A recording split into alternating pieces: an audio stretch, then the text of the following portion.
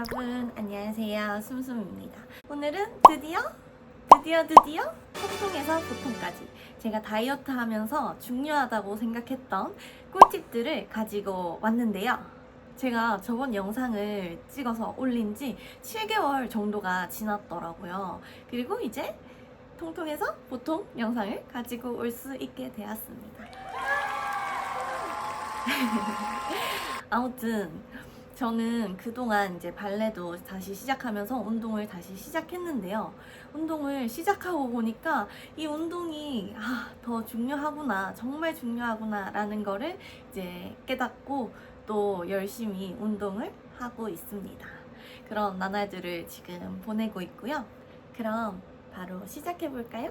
고고!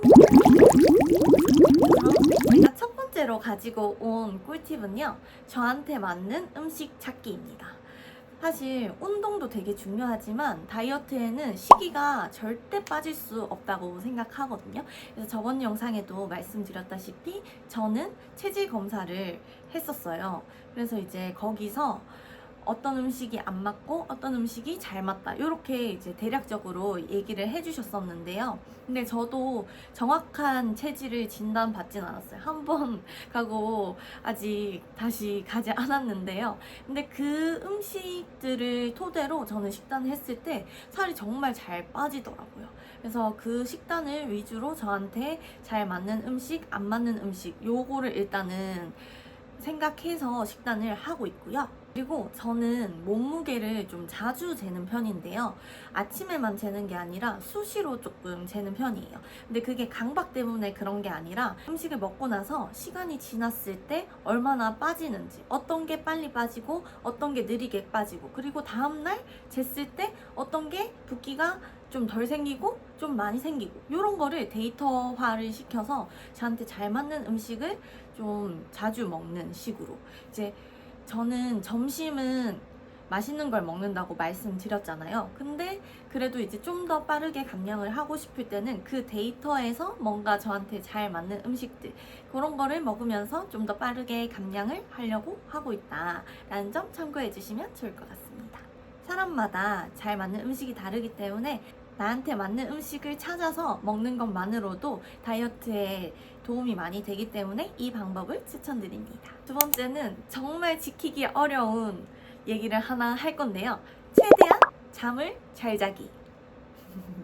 이건 진짜 요즘 우리 현대 사회를 사는 성인이라면 정말 지키기 어려운 부분 중에 하나인데요. 근데 잠을 얼마나 잘 자냐에 따라서 그 다음날 몸무게가 많이 달라지더라고요. 저 같은 경우에는 6시간 잤을 때랑 8시간을 잘 자줬을 때랑 다음날 몸무게가 한 0.6kg 정도 차이 나는 것 같아요. 그래서 그 2시간인데 되게 많이 차이가 나잖아요. 그래서 조금 자는 게 정말 중요하구나, 이런 거를 느꼈습니다. 물론 사람마다 차이는 있겠지만 저는 충분히 잘 자주는 게 다이어트에 정말 도움이 많이 된다라고 느껴졌어요.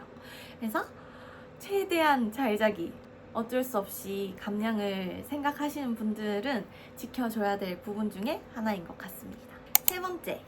세 번째는 바른 자세를 유지하려고 노력하기입니다. 저도 보시면 알겠지만 자세가 되게 좋지 않아요. 그거를 알고 있고, 근데 인지하고 바른 자세를 하고 있으려고 저는 노력을 많이 하는 편이거든요. 예전에 운동을 배울 때 선생님께서 저한테 해주신 말씀인데요. 제가 그때 정말 자세가 안 좋았었거든요. 바르지 않은 자세로 걷는 것과 바른 자세로 걷는 것은 칼로리 소모 차이가 2배 이상 난다, 이렇게 말씀을 해주시더라고요. 근데 저는 그때 되게 충격받았었어요. 얼마나 억울해요. 저 그때도 되게 걷는 것도 정말 열심히 하고 했을 때거든요. 근데 바른 자세로 걷는 사람이 훨씬 더 운동량이, 칼로리 소모가 잘 되는 거예요. 자세가 많이 틀어져 있거나 몸을 제대로 쓰지 못하면 같은 동작을 해도 그 효율이 많이 떨어진다라고 하시는 거예요. 쉽게 말해서 만보를 걸어도 몸을 제대로 쓰는 것과 그렇지 않은 것은 차이가 크다는 거죠. 근데 제가 좀 바른 자세로 걸어보려고 하니까 그게 더 힘들긴 하더라고요. 그래서 칼로리 소모가 더 크게 되긴 하겠다, 이런 거를 좀 느꼈어요. 그래서 평소에는 자꾸 편한 자세로 있고 싶지만 걷거나 운동할 때는 최대한 바른 자세로 바르게 운동을 하려고 해주고 있습니다. 그게 되게 작은 습관 같지만 다이어트에는 되게 큰 습관인 것 같더라고요. 그래서 그렇게 해보시는 거 꼭꼭꼭 추천드립니다. 네 번째, 근력 운동 꼭 해주기. 그리고 자세를 잡아주는 운동도 함께 해주는 거를 저는 추천드리는 편입니다.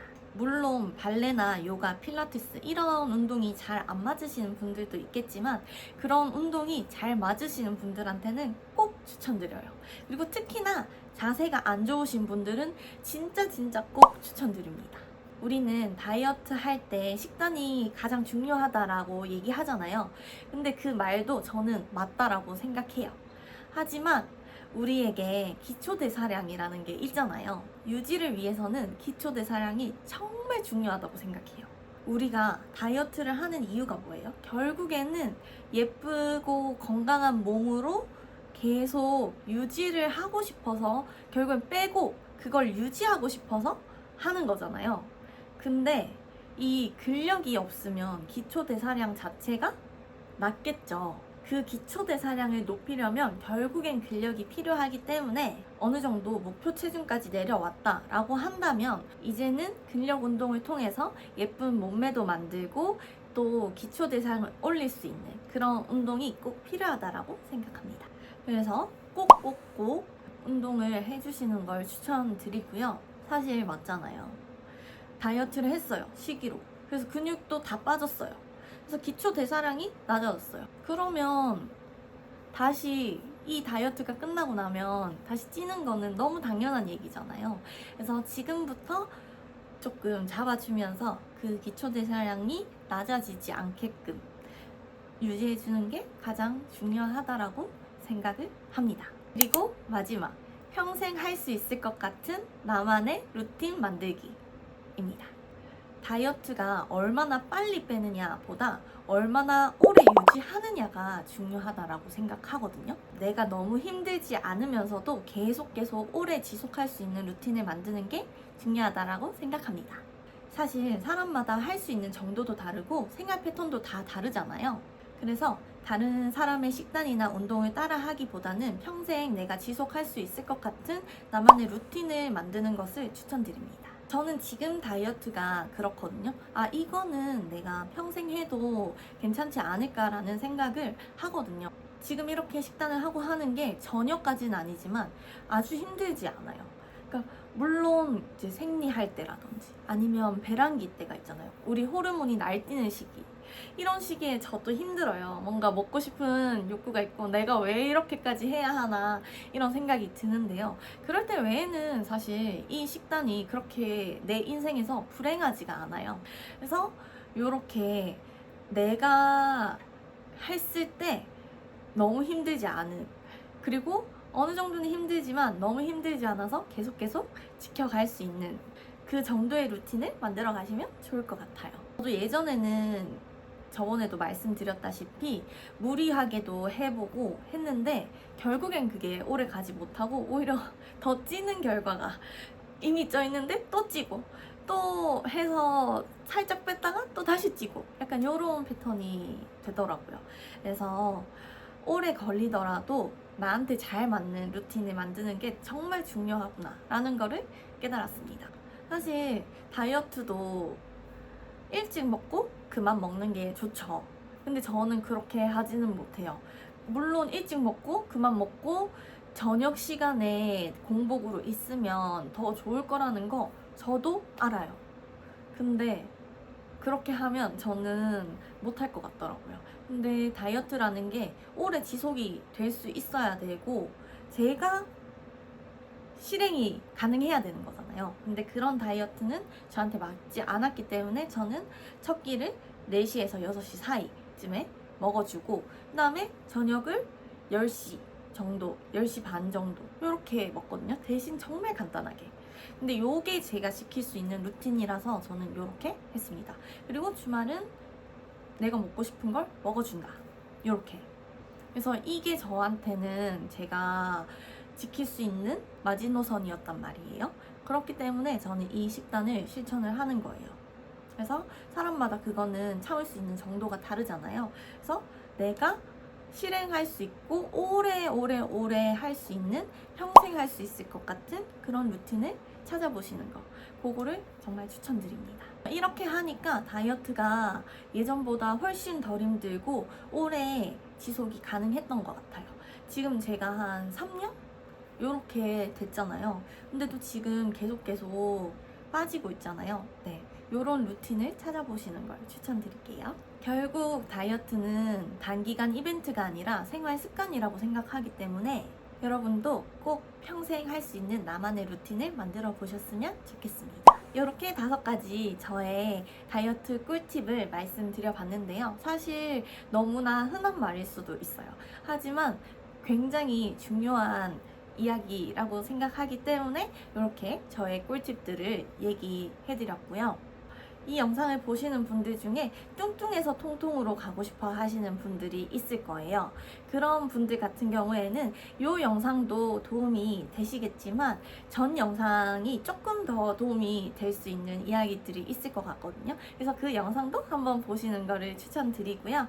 이제 통통해서 이제 보통으로 가고 싶으신 분이시다 하신다면 이 내용을 한번 꼭 적용시켜 보면 어떨까 이렇게 생각해 봅니다.